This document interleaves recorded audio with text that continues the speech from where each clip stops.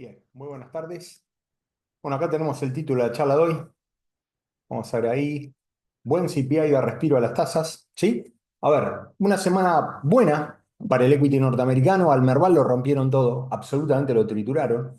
¿Hay alguna razón fundamental para que lo hayan triturado o no? Tampoco había ninguna razón fundamental para que estuviera 12% arriba en el año. Por lo tanto, lo adelgazaron, es equity, equity emergente, y salieron a comprar todo lo que sea equity emergente y a vender a Argentina, ¿sí? Insisto, no veo ninguna razón particular que explique ese movimiento, por lo tanto, nada, forma parte de la locura que tienen este tipo de activos. No haría un mundo de eso, nada cambió y no pienso tomar ninguna decisión de cartera en consecuencia. ¿Sí? Por tanto, el dato de CPI tiñó el ánimo de esta semana. Rápidamente vamos a tres datos. De esta semana arrancó el martes con un PPI razonablemente bueno. Sí, denme un encendido, quiero ver que estoy grabando, ¿sí? Después vino el dato de CPI, que fue bueno, pero tampoco fue espectacular. Pero nada, esto así es el mercado. Esto motivó una baja en toda la curva de yields, como vamos a ver en un rato, de 16 puntos básicos. Tanto la tasa de 2 como la de 30 bajaron nada más y nada menos que 16 puntos básicos, y obviamente el Nasdaq celebró en consecuencia. Y esto salió la noche, que yo creo que complicó a la Argentina, porque el mercado dijo, bueno, salieron bien los datos de economía real de la economía de China, compremos emergentes y vendamos el emergente que quedó caro, y en ese caso nos trituraron a nosotros. Pero insisto, no veo ninguna historia fundamental que se está armando acá. Se viene una sequía importante, pero a menos que alguien esté apostando a que esto lo noquea a Milei como la sequía anterior noqueó a Macri, yo creo que no va a ocurrir, por lo tanto me parece que es exagerado. Ahí vamos. Vamos al correlato, vamos al, ¿cómo es? Al correlato de esta semana. Buen dato de CPI da respiro a las tasas. Todavía estamos trayendo enteramente ruido. ¿Sí? El 2025 no tiene drivers diferentes a lo de fines del 2024. Datos aceptables para el PPI de diciembre 2024 se publicaron el pasado martes para Estados Unidos. También aceptables los datos de CPI. También diciembre 2024 se publicaron el pasado miércoles para Estados Unidos. Ambos eventos llevaron mucha tranquilidad a la parte corta de la curva y tiene sentido. Sí, lo que no tiene tanto sentido es la tranquilidad en la larga. La parte larga de la curva reaccionó demasiado bien, en mi opinión, al dato de CPI, lo cual no debiera haber sido el caso, me suena exagerado. La parte larga, por lo tanto, y muy dependiente de anuncios inminentes a nivel fiscal desde Trump, seguirá probablemente bajo severa presión. La 30-year yield en el intradiario ya alcanzó niveles de 5, si bien ahora está cerrando la semana en 4,85, exigiendo una inminente señal de recorte fiscal que todavía no sabemos cuál es. Ahora operando cerca de 4,85, sí, 4,85. Existe una fuerte correlación entre la dinámica del petróleo y los break-evens a un año, que suben a su ritmo, están on fire, pero a nadie pareciera importarle eso por el momento. De mantenerse esta realidad, retroalimentaría la expectativa hacia una Fed cuya retórica mutó a realidad hawkish en el último FOMC, pero por el momento el mercado está tranquilo. El dato de CPI fue muy tranquilizador. Por el momento el mercado ningunea la dinámica observada en el precio del petróleo desde inicio de año porque lo consideraría como temporario. Si no fuese así, se estaría rompiendo el mundo. Por eso me da la sensación de que lo consideran como temporario. Toda la curva de yields de Estados Unidos sigue operando sobre 4, con un muy significativo salto de tasas largas que se mantiene a pesar de lo acontecido esta semana. O sea, las tasas largas vienen subiendo de 4,50. Perdón. Por lo tanto, ahí me refiero con que se mantiene. El equity norteamericano opera con dudas, pero positivo. Durante esta semana, recuerden que ya empezamos la temporada de earnings season, por lo tanto, por ahí el mercado se anima a ralliar las próximas 2 semanas hasta que reporten las tecnológicas. Dow, Russell, S&P y Nasdaq, todos operando desde inicio de año con cierta neutralidad, si bien esta semana fue buena. Oro y plata, a pesar de los embates en tasas cortas, han tenido un buen comienzo de año, no lo entiendo. Metales básicos y alimentos también tuvieron un buen comienzo de año y tampoco lo termino de entender, por lo tanto lo entiendo aún menos. La 10-year de China sigue en mínimos históricos en 1,65, sí, por una economía muy, pero muy enfriada. Mientras tanto, al FXI de China le siguen pegando, si bien hoy está trayendo dos arriba, sí, prácticamente está neutral y está underperformeando al S&P. Se mantiene el momentum de activos argentinos a pesar de la toma de ganancia. No creo que nada haya cambiado, por el contrario. Los últimos, ahora lo vamos a ver, pero los últimos datos macro que se están reportando a Argentina son fantásticamente buenos. Pareciera tener sentido a pesar de lo ocurrido. De hecho, el sell-off empezó ayer en el Merval. Seguir manteniendo Merval me parece que tiene sentido y no comprar Bovespa, a pesar de que en lo que va del año ahora Brasil está arriba de Argentina. La tendencia negativa de Brasil creo que tiene para muchísimo tiempo más. Habiendo dicho lo que dije entonces, vamos ahora a algunas cosas que son importantes. Bueno, acá lo tienen, ¿no? La tranquilidad que llevó el dato de CPI. Me sorprende, ¿sí? Las tasas largas no tendrían que ser tan sensibles a los datos de inflación, ¿sí? Por lo tanto, yo no creo que la presión a las tasas largas haya terminado aquí. Sin embargo, sí, como ven, la semana va cerrando con una tasa de 2 años en 4,26, una tasa de 30 en 4,83, las dos, como vamos a ver ahora en los gráficos, separó un viaje hacia abajo de 16 puntos básicos, lo cual es muchísimo, ¿sí? Acá venimos. Bueno, ¿cómo está tirando el JAI? Bueno, fíjense que el JAI se está recuperando, ¿sí? Está cerrando la semana en niveles de 57, por lo tanto el mercado salió a comprar parte corta, obviamente, ¿sí? Lo cual tiene sentido, el dato de CPI salió bien, la parte corta tiene que reaccionar. Lo que no termino de entender es por qué hay tanta demanda por una parte larga en la que Bessent, en el testimonio que dio ayer ante el Congreso, no dijo nada nuevo, y tiene que decir un montón de cosas. Bueno, lo cierto es que el RSI está trayendo en 47, por lo tanto, muy, pero muy demandada la parte larga de la curva, que, recuerden, la semana anterior había cerrado en niveles de 28 en clara sobreventa. En el medio de esto el petróleo está volando, lo cual nunca es una buena noticia, pero el mercado no le pareciera importar por el momento 9%, y esto pone al XLE como el ETF overperforming de todo lo que es el componente de S&P, como vamos a ver en un ratito. Bueno, acá va, la de 30. Sí, la semana pasada la cerramos en niveles de 5, está trayendo niveles de 4,84, 16 veces para abajo.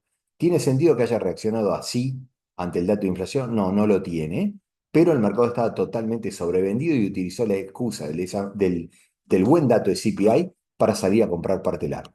La de 2 sí tiene sentido que haya tradeado así ante un dato bueno de CPI, 16 veces para abajo.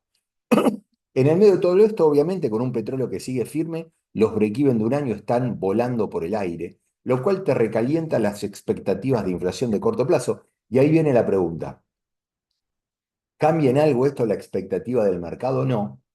¿Y por qué no la cambia? Por el momento el mercado no está descontando que esto genere ningún cambio de política monetaria en manos de la Reserva Federal. ¿Y por qué no lo está haciendo? Porque yo creo que está considerando que el shock del petróleo, este salto de 10% del petróleo, es temporario, como muchas veces vimos en el petróleo. De lo contrario, mi sensación es que el mercado tendría que estar tradeando con mucha más preocupación. Recuerden que cuando sube el petróleo, dado que el petróleo es un insumo que se usa virtualmente para todo, eso opera como un impuesto global. Sí, no es bueno. Bien. Acá estamos.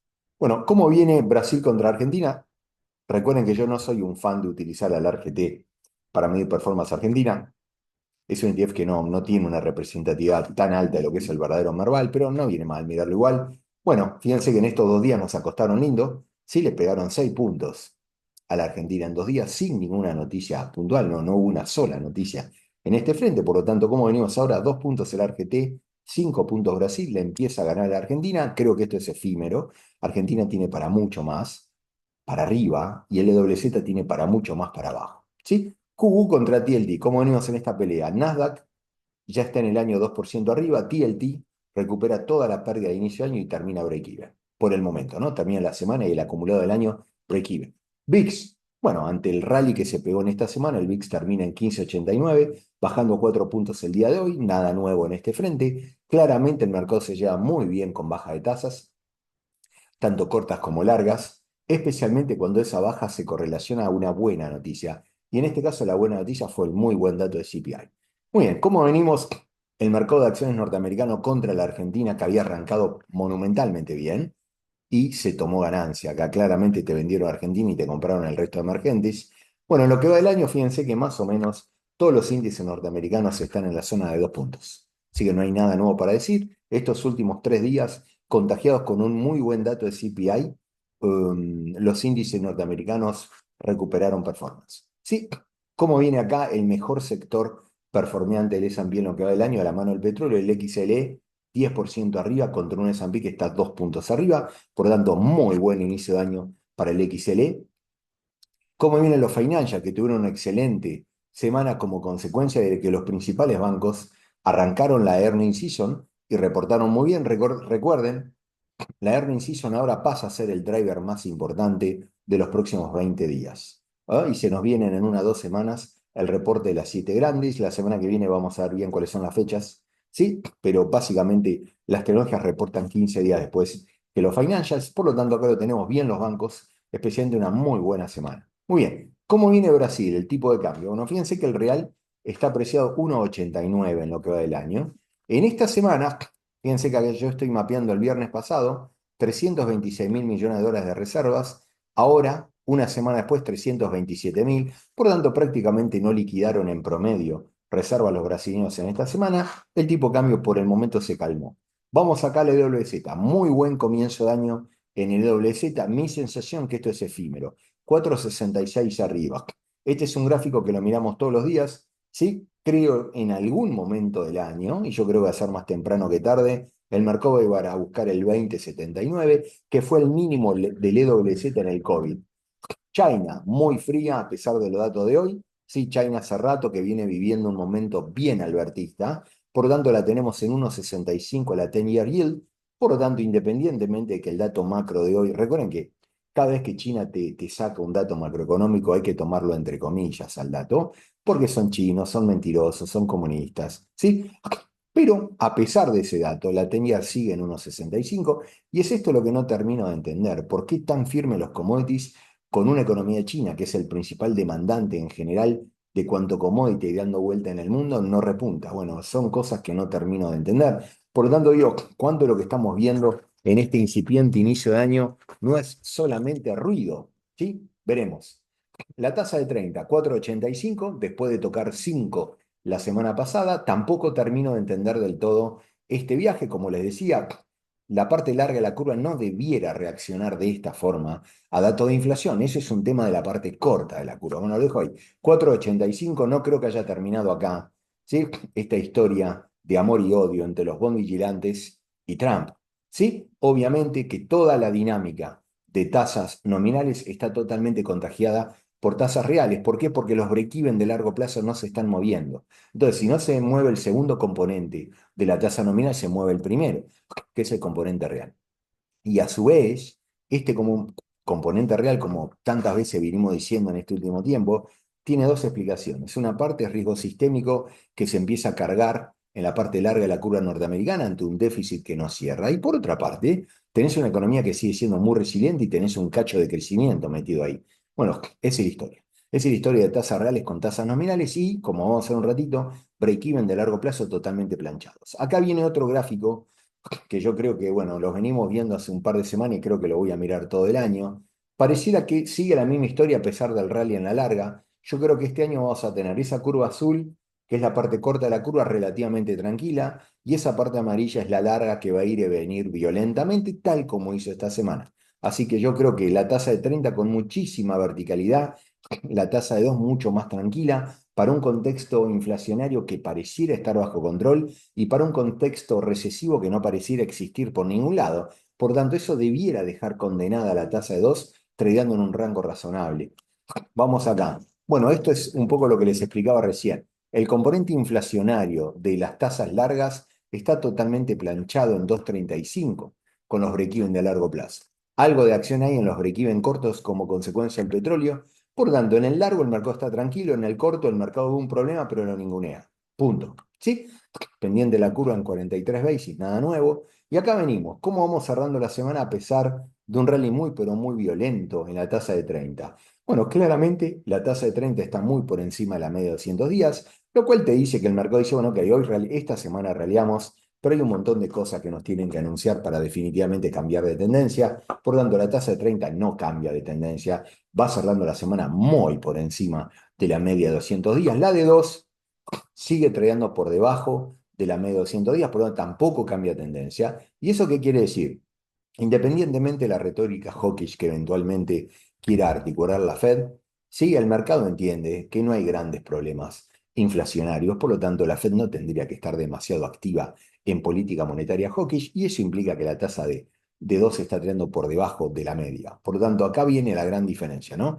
La de 30 muy por encima de la media, cambiando tendencia, la de 2 por debajo de la media sin cambiar tendencia y la tendencia de los últimos meses fue dovish.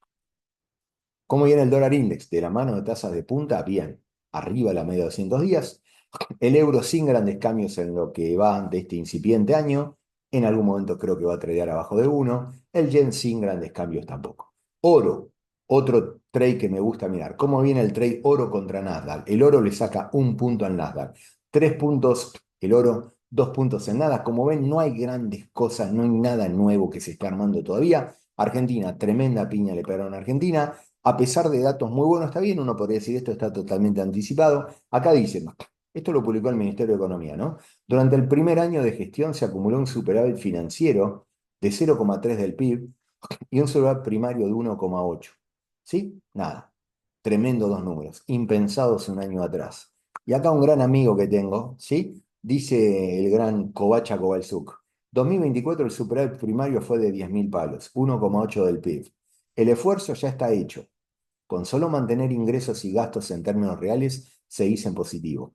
Pero si la economía crece, van a crecer los ingresos, va a crecer el superávit y si van a poder bajar impuestos. Yo creo que estoy totalmente de acuerdo con lo que dice Alejandro. Lo dejo ahí, hay que dejar que el año corra, ¿sí? Y controlar un poco la ansiedad. Qué difícil en este país de locos en el que vivimos. Bueno, y esto me lo afané de Twitter, pero me parece elocuente. Fíjense cómo dejamos cuál fue la inflación masista del diciembre del 23, 25% mensual, la de Milei 2,7, ¿no? Uno diría, bueno, pero esto está totalmente priceado. Veremos, a ver, se nos viene un año electoral, a ver, insisto, vamos a tener día como el de hoy, totalmente rojo para el Merval y días totalmente verdes. Yo creo que en promedio en los próximos meses va a estar verde esto, razón por la cual mantengo lo que tengo a pesar de lo que duele por momento tener una semana como la que pasamos. Contó con liqui 15% de brecha, nada nuevo. En la semana prácticamente no se movió el peso. Al Merval lo rompieron todo, devolvió todo lo que tenía en el año. 9,84 negativo, claramente underperformeando con Brasil. Y en lo que va del año, por primera vez en mucho tiempo, el Merval está negativo contra el Bovespa. No creo que esto sea ni por cerca cambio de tendencia. Punto y coma. Fíjense la piña que se comieron, ¿sí? Los ADRs argentinos durante esta semana, acá lo están viendo, ¿no? Por tanto, a todos le pegaron entre 8 y 10%.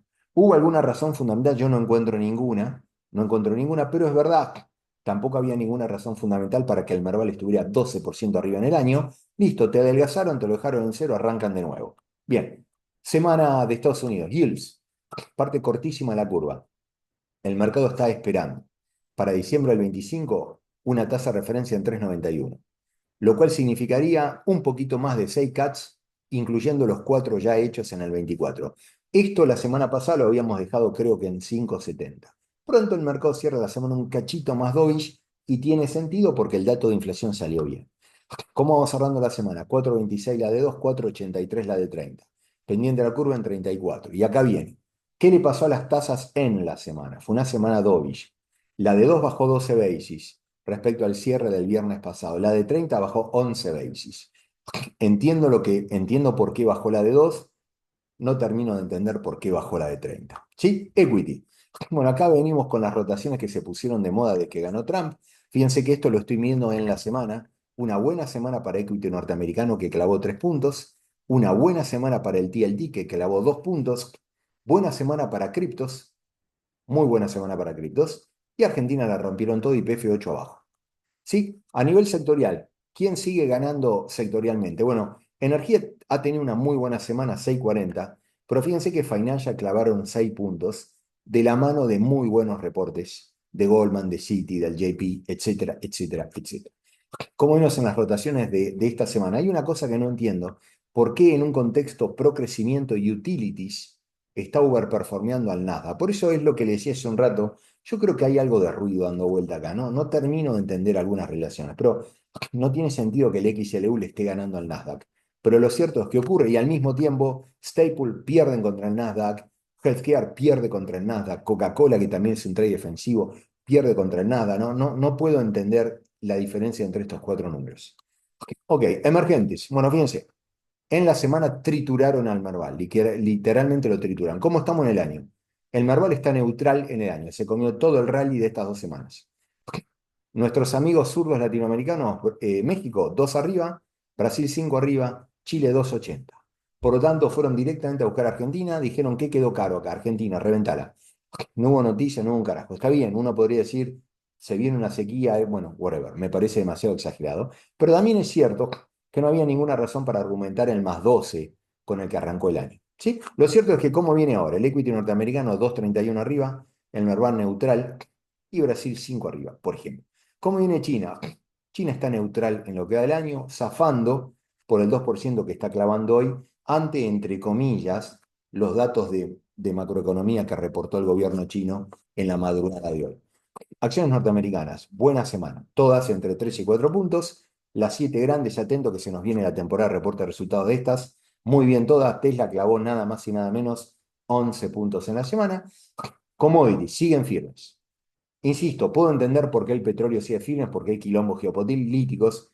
No termino de entender qué pasa en alimentos, no termino de entender qué pasa en cobre, tampoco en preciosos. Monedas sin grandes cambios, buena semana para criptos. Obviamente, si se tranquiliza la parte corta de la curva, a las criptos les suele ir bien y además Trump salió a decir, ¿sí?, que quiere tener una era de criptos, etcétera, etcétera, en su mandato. Por lo tanto, nada, esto debiera ayudar a pesar de la locura con la que traían esos bichos, ¿no? All time highs, acá lo tenemos. El Nasdaq está a 3 puntos de all time highs, el Russell 6 puntos. Todo lo que es emergente está lejísimo, a mirarlo. Commodities, todo lo que es commodity con excepción del oro, lejísimo de máximos históricos.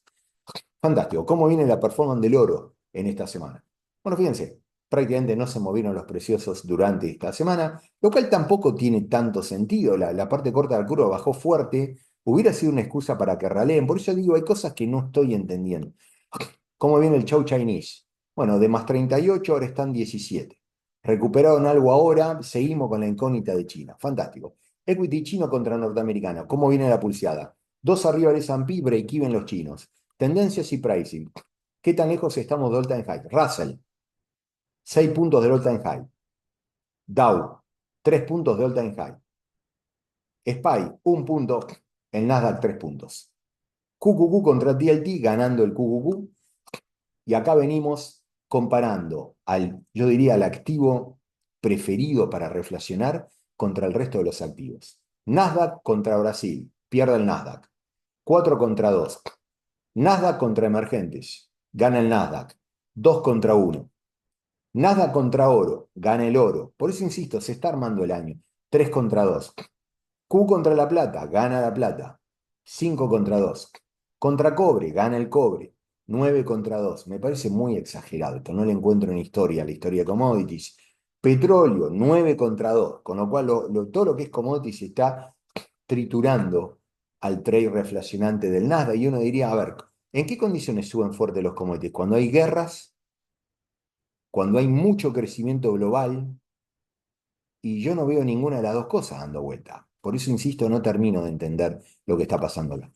Esta tampoco la entiendo. ¿Por qué el XLU, que son utilities, son las empresas más tranquilas que puede tener Norteamérica? Son precisamente las empresas que te compras cuando hay recesiones. ¿Por qué está 4 contra 2? Está bien que no es tanta guita, no es tanta overperformance, por lo tanto, nada, ¿eh? Como les decía, esto recién empieza, creo que acá hay mucho ruido, hay que ver cómo depura esto. Me parece exagerada la ventaja de utility sobre el NASDAQ. Okidoki, ¿cómo vemos en este gráfico? La semana pasada dejamos en 4,01 al futuro de tasa de referencia de diciembre del 25. Ahora está en 3,91, menos 10 basis. Esa fue la celebración del dato de CPI. Nada nuevo, de todas formas, estamos con 2 cuts por los próximos 24 meses. Retornos year to date. Bueno, vamos acá. A pesar de todo el quilombo que se armó en tasas, de punta a punta en el año, la tuya está 3 basis arriba y la de 35. O sea, independientemente de todo lo que pasó en el medio, pasó poco desde que empezó el año. Relativos, un punto abajo el Nasdaq contra el oro. Acciones, bueno, van cerrando la semana con un acumulado de año de 2 puntos. Bien. Las Mega 7, muy bien. Tesla a la cabeza, ¿no? 8 arriba, Google 4 arriba. El MAX, que es el ETF que replica solamente las Mega 7, 2,48 arriba. Sectores, 9,69 energía. Acá viene el gran ganador por el momento y fue el gran underperformer del año pasado. Por lo tanto, se están comprando lo que quedó barato, 10 puntos arriba. Defensivos, vuelvo con lo mismo.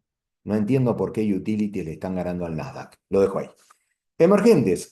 Bueno, nada, los emergentes arrancaron bien el año, nada, con una tremenda piña en estos 2 días al Merval. Okidoki, monedas, sigue el sesgo negativo en monedas contra el dólar. ¿Cómo vienen los preciosos? Bueno, todos los preciosos están 3, 4 puntos arriba. No termino de entender muy bien esto. Quizá los chinos empezaron a comprar oro de nuevo. Sí, commodities, muy buen año para commodities, inicio de año. Energía 8 arriba, agrícolas en general 4 arriba. Fíjense el cobre 8 arriba, preciosos 4 arriba. Nada, me parece exagerado todo esto. TLT contra Jai. Bueno, acá lo tienen, ¿sí? Fíjense que está tratando de recuperar performance el TLT. XL contra Oil, ganando obviamente el XLE como consecuencia de la suba del petróleo. Vamos acá entonces. Energía on fire. Metales preciosos, bien. Alimentos, bien. Metales básicos, bien. Todo bien. Todo de golpe en commodities está cambiando, pero lo que no está cambiando es China, que sigue igual frío que el año pasado. Por eso no me termina de cerrar. Oil 9 arriba, gasolina 5 arriba, firme el gas natural, firme el oro, firme la plata, firme el cobre, todo firme. Firme el aluminio, levemente negativo el trigo, firme el maíz, firme la soja. No entiendo ninguno de todos esos gráficos. RCI, YPF, bueno, después que lo atendieron, 47 RCI, yendo rápidamente a buscar 30, ok. Galicia haciendo lo propio, ¿sí? EWZ tratando de recuperar, yo creo que este es el rebote de gato muerto, ¿sí? Y acá viene Russell, 51, saludable. Yo creo que los índices americanos tienen para subir ahora. ¿Sí? 51 RSI, 56 el Dow, 55 el SPY, 54 el Nasdaq. FXI rebotando y creo que nada más que esto. Firme el oro, firme la plata, muy firme el petróleo, muy firme el cobre. Por lo tanto, el año arrancó de punta con commodities y finalmente la soja intentando alguna clase de rebote, no creo que sea para mucho. Por lo tanto, acá se termina la semana con dos conclusiones. Bien, los datos de inflación norteamericanos le dio oxígeno a la curva norteamericana, eso le dio oxígeno a los índices norteamericanos y del otro lado rompieron al Merval sin causa justificada. Recuerden que el lunes tenemos feriado en Norteamérica, por lo tanto la próxima charla la hacemos el martes. Abrazo grande y buen fin de semana.